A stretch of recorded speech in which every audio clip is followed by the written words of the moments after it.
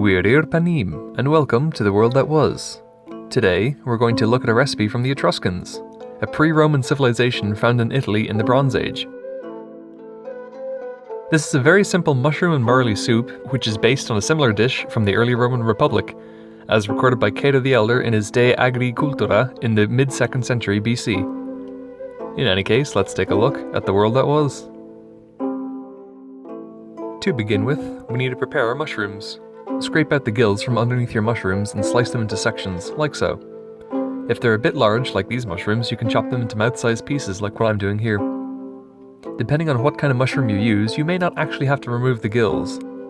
Large portobellos like these have very muddy tasting gills, as opposed to the more pleasant earthy tastes of others, but it's totally up to you. Then, toss some butter into a pot and put it over a medium-high heat until it melts.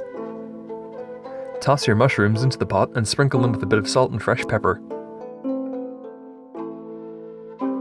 Crush a clove of garlic into all this too, and let it cook for about 5 minutes. When they're done, scoop them out into a bowl. Now we need to go deal with our onion, celery, and garlic. Slice an onion into thin rings, making sure they're fairly evenly sized. Onions have been a staple of many civilizations from the Eastern Mediterranean to China, and they're a pretty versatile vegetable, so I'm including it here. They may have used wild onions, which have a less intense taste as modern onions, but it suits the dish. Chop your celery into small slices like this. You may have to use a second stalk if your first stalk is a bit too small. Celery was very common in the Eastern Mediterranean and likely came to the Italian peninsula around the 6th century BC, although this is based on Latin records, so it may not be entirely accurate.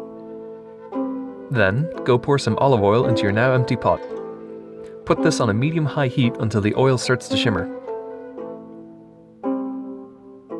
Go toss your onion and celery into the pot at this point, and go mince another clove of garlic over the top.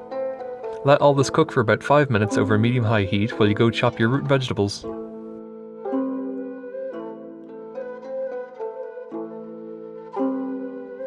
Go peel and chop your parsnips and carrots and chop them into rings.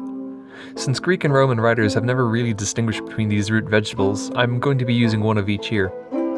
Ancient carrots would have probably been white or even purple, which may have caused more confusion for ancient writers when they were trying to identify them, but they go together very well. Toss everything into your pot when the onion is starting to go soft around the edges.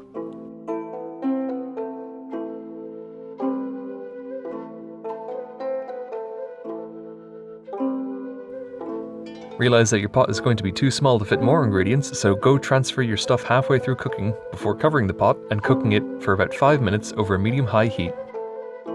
After about 5 minutes or so, go pour about 750 milliliters, or about 3 cups of water, into the pot.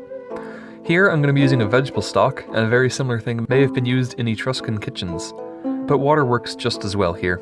It just results in a fairly thinner final product. Put all of this onto a medium-high heat until it hits a rolling boil. When it hits a boil, turn the heat down to low and let it simmer. Pour your cup of barley into the pot at this stage and let it simmer away for about 30 minutes, or until the barley is broken down and very soft and toothsome.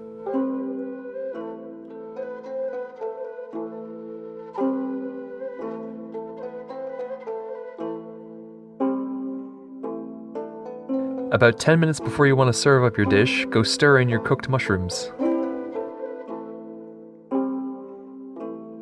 Pour your soup into a bowl of your choice and garnish with a couple sprigs of parsley or cilantro. You can also arrange a few of your nicest looking mushrooms on top if you want. The finished soup is superbly filling and has a really nice meaty, earthy taste to it all thanks to the mushrooms. While a little bland on its own, we can add spices such as ground coriander or even cumin when we're sautéing our onions. We have next to no direct evidence for Etruscan cuisine, outside of basics such as roast meat, as well as frescoes of banquets. However, most of what they ate seems to have been preserved through their assimilation by Rome in the late 6th, early 5th century BC.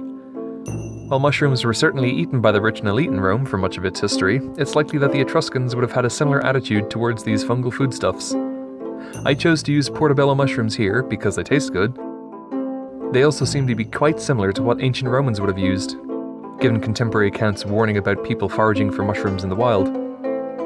You could also use morel mushrooms, if you actually have access to them. In any case, if you prepared this dish correctly, this soup should be a great look back at the dining habits of the Etruscans. I hope you all enjoyed this look at the world that was. If you liked what you saw, please consider leaving a like on this video or possibly even subscribing to my channel for some more ancient recipes.